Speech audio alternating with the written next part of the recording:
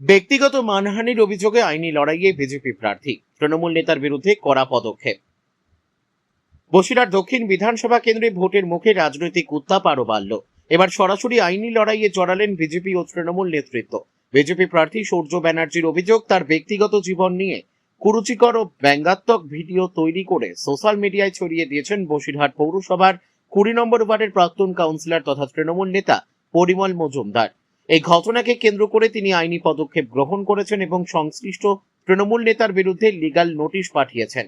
সূর্য ব্যানার্জির দাবি, উদ্দেশ্য প্রণোদিতভাবে তার মানহানি করার জন্যই এই ধরনের ভিডিও তৈরি ও প্রচার করা হয়েছে। নোটিশে তিনি ভিডিওটির সত্যতা নিয়ে প্রশ্ন তোলার পাশাপাশি জানতে চেয়েছেন কেন তার ব্যক্তিগত জীবনকে টার্গেট করে এভাবে জনসমক্ষে অপমান করার চেষ্টা করা হচ্ছে। তার বক্তব্য, নির্বাচনের আগে ইচ্ছাকৃতভাবে তার ভাবমূর্তি নষ্ট করার চেষ্টা চলছে। এখানেই থেমে থাকেননি বিজেপি প্রার্থী। তিনি আরো গুরুতর অভিযোগ তুলে দাবি করেন, অভিযুক্ত তৃণমূল নেতা একজন বাংলাদেশি অনুপ্রবেশকারী এবং অবৈধভাবে রাজ্য প্রবেশ করে রাজনৈতিক প্রভাব খাটিয়ে বিভিন্ন অসামাজিক কাজকর্মে যুক্ত। পাশাপাশি তার ব্যক্তিগত জীবন নিয়ে অপপ্রচার চালানো হচ্ছে বলেও অভিযোগ করেন তিনি। অন্যদিকে এই বিতর্কে পাল্টা আক্রমণ শানিয়েছেন বসিরহাট দক্ষিণের তৃণমূল প্রার্থী সুরজিৎ মিত্র ওরফে বাদল। তিনি প্রশ্ন তোলেন, মনোনয়নপত্র জমা দেওয়ার সময় সূর্য ব্যানার্জি তার নামের আগে ডক্টর উপাধি ব্যবহার করেননি কেন? তার দাবি, যদি তিনি সত্যিই চিকিৎসক হয়ে থাকেন তাহলে সেই তথ্য স্পষ্টভাবে উল্লেখ করা উচিত ছিল। এই বিষয়টি নিয়ে বসিরহাটের মানুষের মধ্যেও প্রশ্ন তৈরি হয়েছে বলেই মত তৃণমূল প্রার্থীর। সব মিলিয়ে ব্যক্তিগত আক্রমণ, মানহানির অভিযোগ এবং আইনি লড়াই, এই তিনের জেরে বসিরহাট দক্ষিণের নির্বাচনী লড়াই ক্রমেই তীব্র হয়ে উঠছে। ভোটের আগে এই ধরনের ঘটনা রাজনৈতিক সমীকরণে কতটা প্রভাব ফেলবে, এখন সেদিকেই নজর রাজনৈতিক মহলের। বসিরহাট থেকে প্রদীপ সরকারের রিপোর্ট, বিগ নিউজ বাংলা। প্রাক্তন কাউন্সিলর